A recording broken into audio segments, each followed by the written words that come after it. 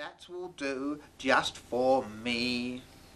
She thought that was so funny, and she climbed on her broomsticks and set off to spread her nasty ways far and wide.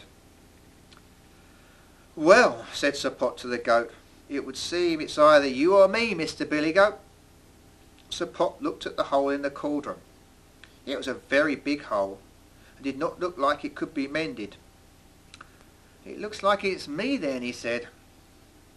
The goat then started to move towards the number 1 cauldron, and then butt it. "What are you doing?" shouted Sir Pot as the cauldron started to rock backwards and forwards. Rock backwards and forwards. Sir Pot repeated the words that the orator of this story, me, had just said. Of course, each time the goat butted the cauldron, Sir Pot tried to help rock it a bit more.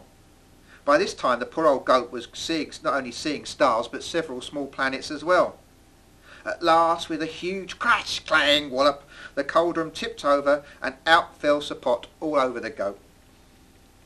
"Oh, nobly done, Sir Billy Goat," said Sir Pot, cuddling the head of the still dazed goat. "Yes, that's it. That's what I'll call you, Noble Bill." The goat gradually came to his senses and seemed to like this. After all, how many goats were called Noble? "Right," said Sir Pot. "The next thing we need to do is plan how to get rid of the witch." Sir Pot paced round the room and soon started to sing a little song for himself. What to do to avoid a witch's brew? Make a plan for witch stew, not goat or man. He thought that was quite good. Suddenly he stopped. Of course, witch stew instead. With a great deal of huffing and puffing and help from the now recovered goat, Sir Pot managed to put the pot back on the fire. Then, after whispering in Noble Bill's ear, he set about filling the cauldron with water. And taking his jacket off, he placed it on top of the water. Then he hid behind a pile of rubbish in the corner of the hut.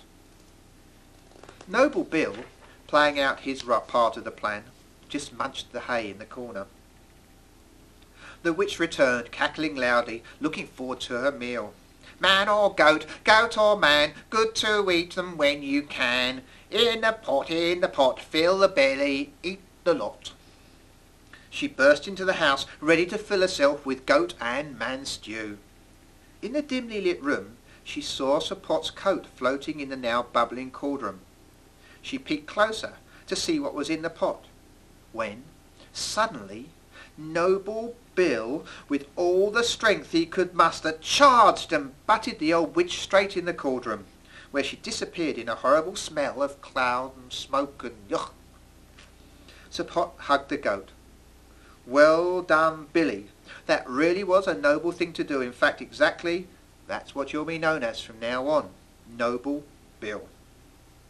So our hero had found a friend, Noble Bill, and they set off along the path leading out of the forest to have many more adventures together. And that is how Sir Pot met Noble Bill the goat.